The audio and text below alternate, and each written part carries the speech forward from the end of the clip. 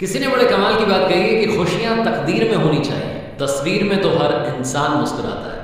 Hi guys, मैं हूं RJ Kartik. एक छोटी सी कहानी। ये कहानी एक अमीर सेठ की जिनके पास में बहुत सारा पैसा था, बहुत सारे नौकर चाकर, करने के लिए कोई काम नहीं था क्योंकि काम तो उनका पहले ही हो जाता था। सेठ जी आराम किया करते थे, बहुत सारा वक्त उनके पास था। चैम्बर में एक दिन आराम से बैठे थे तो उनके दिमाग में आया कि क्यों ना एक काम करें। सारी प्रॉपर्टी कैलकुलेट करवाते हैं और पता करते हैं कि मेरे पास में कितना पैसा है। अकाउंटेंट को बुलाया, बोला कि 7 दिन का टाइम तुम्हें दे रहा हूँ, 7 दिन के बाद में एक रिपोर्ट बना के लाओ और मुझे बताओ कि कितना बिजनेस है, कितनी ज़मीनें हैं, कितना पैसा है। अकाउंटेंट गया, 7 दिन बाद वापस आया। उसके हाथ में कोई कागज़ नहीं था, कोई रिपोर्ट नहीं थी। सेठ जी ने कहा क्या हुआ रिपोर्ट का? तो अकाउंटेंट ने कहा कि महाराज, सेठ जी मैंने सारा कैलकुलेट कर लिया है, आप बस सुनिए मेरी बात। आपके पास में इतना पैसा है कि आपकी आने वाली 7 जनरेशन कोई काम ना करे, हाथ पर हाथ धर करके बैठ जाए, तब भी वो खा सकती है। इतना पैसा है, मलाई मार के वो जिंदगी जी सकते हैं। सेठ जी खुश हो। सेठ जी ने कहा काम करो, फटाफट से 10-15 दिन में आराम से टाइम लो और बना करके एक रिपोर्ट मेरे को दिखा देना कि हमारे पास में डिटेल में कितनी प्रॉपर्टी, कितनी ज़मीन है, कितना पैसा है। अब तुम जाओ।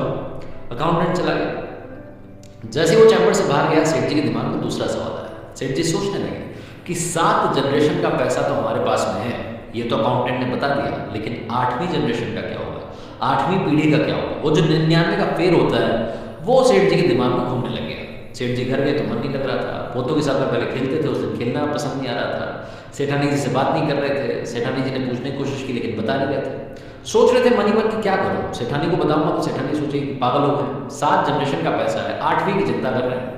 लेकिन सेठ जी के दिमाग में ना चाहते हुए भी वो सवाल बार बार गूंजने लगा। सेठ जी ने सोचा कि क्या किया जाए। अखबार पढ़ रहे थे तो उन्हें मालूम चला कि उनके शहर में एक संत की कथा थी।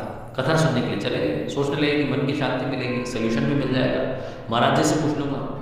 जाकर के उन्होंने कथा सुनी। कथा के बाद में शाम हो चली थी। जो महाराज जी थे, जो कथा सुना रहे थे, उनके चरणों में जाकर के बैठ गए और बोलने लगे कि आप जो बोलोगे वो पूजा करूँगा, आप जो बोलोगे उतनी दक्षिणा दूंगा, बस मुझे मेरे सवाल का जवाब दो। तो संत जो थे उन्होंने बोला कि क्या सवाल? तो सेठ जी ने बताया कि मेरा सवाल ये है कि मेरे अकाउंटेंट ने मुझे बोला है कि सेठ जी आपके पास में 7 पीढ़ी जितना पैसा है, आपकी 7 पीढ़ियाँ आएंगी, कोई काम नहीं करेंगे, आराम करेंगे, तब भी वो आराम से जी सकती हैं, आपको परेशान होने की जरूरत नहीं है। 7 पीढ़ी तक का तो मेरे पास में पैसा है, लेकिन महाराज जी मुझे बताइए 8वीं पीढ़ी का क्या होगा? संत को सारी बात समझ में आ गई। उन्होंने कहा कि आपको एक काम करना है, बहुत सारा दान नहीं करना, बहुत थोड़ा सा दान करना, लेकिन जिसे बता रहा हूँ उसे ही जाकर के देना। सेठ जी ने कहा कि बताइए किसे देना है? तो संत ने कहा कि आपके शहर में जो बस्ती है, उस पुरानी बस्ती में एक झोपड़ी है सबसे आखिरी में, उसमें एक बुढ़िया रहती है। उन बूढ़ी अम्मा के पास में ज़्यादा पैसा नहीं है, कपड़े नहीं है, खाने के लिए आटा नहीं है, बड़ी परेशान रहती है। उनको जाकर के आधा किलो आटा दान करना, बस इतना सा काम करो, आपकी ज़िंदगी में कृपा आने लगेगी। सेठ जी खुश हो गए, उनको मंत्र मिल गया। जैसे ही कथा से निकले, फटाफट से कॉल किया नौकर पर, बोला कि 1 क्विंटल आटा लेकर के बोरी भर के गाड़ी में डाल के फटाफट पहुँच जाओ बस्ती में। इधर से नौकर पहुंचा, इधर से सेठ जी पहुंचे। सेठ जी उस रास्ते पे चल दिए जो बताया था संत ने। झोपड़ी मिल गई, झोपड़ी का दरवाजा खटखटाया, अम्मा जी बाहर आई। जैसे अम्मा बाहर आई, सेठ जी चढ़ लगे। सेठ जी ने बोला कि माँ, मुझे पता नहीं था आप यहाँ रहती हैं, मैं तो बहुत बड़ा दानी हूँ। लंबी लंबी फेंकने लगे। अम्मा वो बात समझ में आ गई। सेठ जी ने कहा कि अम्मा आपके लिए 1 क्विंटल आटा लेकर के आया हूँ, आप इसे स्वीकार कर लीजिए। अम्मा ने मना कर दिया कि क्या करूँगी बेटा, मैंने तो आज खाना खा लिया, अब मुझे भूख नहीं है। सेठ जी ने कहा अम्मा रख लीजिए, महीने भर का राशन हो जाएगा, आप आराम से ज़िंदगी जिए, आपको कोई परेशानी हो मुझे याद कीजिएगा। अम्मा ने कहा बेटा नहीं चाहिए। फिर सेठ जी ने कहा कि 1 किलो आटा रख लीजिए, 2-3 दिन का काम हो जाएगा। अम्मा ने कहा बेटा नहीं चाहिए।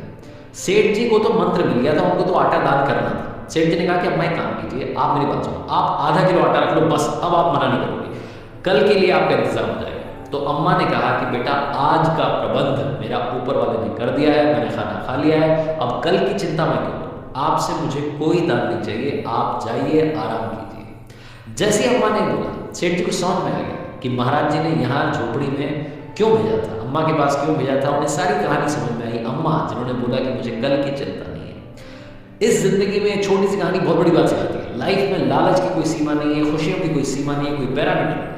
खुश होने वाला इंसान दाल चावल खा करके भी खुश हो जाता है, और जिसे खुशी नहीं मिलती उसे पनीर खाने के बाद में भी खुशी नहीं मिलती।